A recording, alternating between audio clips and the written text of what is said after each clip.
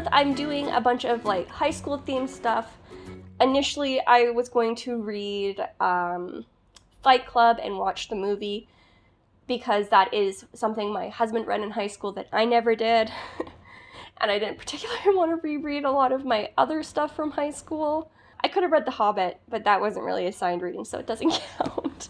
But I'm just here to give you guys kind of my top 5 reads from my high school English courses, just because of the high school theme that I had kind of set up for, and this is what I had prepared. I've mentioned this a bit in the previous video, but to preface this list, I was in advanced English in high school. I was in an advanced program, and part of that was that we did the typical English language arts class, but then building on top of that, we had an extra English credit that was world literature. And I adored my world literature classes. We had an incredible variety of authors. We read a lot of translated works. We read a lot of really interesting screenplays that I had never really known about. I was really excited to kind of go back and make this list because I just really fondly remembered my high school English days. These are in no particular order. They're just 5 that I remember really, really enjoying while I was reading them in high school. The first one is technically a screenplay. It's Antigone by Sophocles. It's one of the 3 Theban tragedies that Sophocles wrote.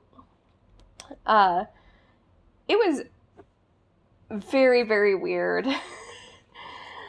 I remember thinking it just a little bit strange at the time, but enjoying kind of the topics it talks about. It talks about the price of honoring family, the fallout of decisions that really end up just having costs much higher than expected. And Antigone is just the main character who's kind of going through all of it. I just remember really enjoying it. Do I know if it would stand up now as one of my favorites that I read in high school? I truly don't know. But at the time, it was good. The next one is either Things Fall Apart or When Things Fall Apart. I can't remember the exact title. By Chinua Achebe. And it was really just a story of a very traditional man struggling under colonialism in Africa. And it ended up being a very touching story. It completely caught me off guard in terms of how much I liked it and what it said. It's one that I can easily see myself still picking up today. Third is The House of the Spirits by Isabel Allende.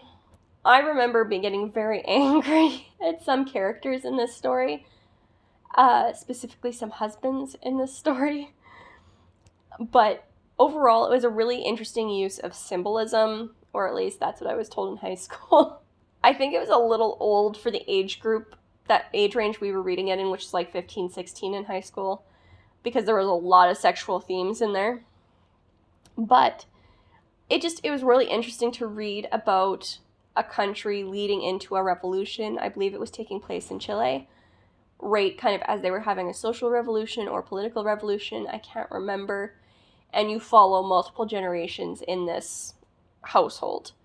And it was just really interesting and a lot of fun. The 4th book on this list is The Plague by Albert Camus.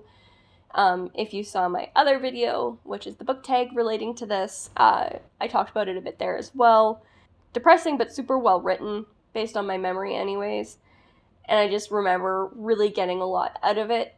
My only real complaint is I just remember there being so many rats, and it grossed me out so much at the time because I was not good with small mammals. And then the 5th and final book I'm going to mention here to you guys is Animal Farm by George Orwell.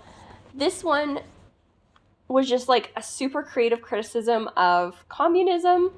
I absolutely loved it. I even enjoyed analyzing this book, to put it in perspective. I loved reading it, I loved analyzing it, I even enjoyed writing essays on it. It was just a fabulous read in terms of like content and imagery. And it was this is the one that I would say was probably one of my absolute top picks for having to pick it up and read it again. And with that, I will leave you guys here. Those are the 5 of my favorite reads that I remember reading for my high school English and world literature courses. For any of you who have read those books, I'd love to talk, or the screenplay, I'd love to talk to you about it below, or if you want, we can commiserate together on some of the terrible books that we read in high school English, or even college English if you're feeling it. And so I will see you guys in the comments, and I'll talk to you guys later. See you in the next video. Peace.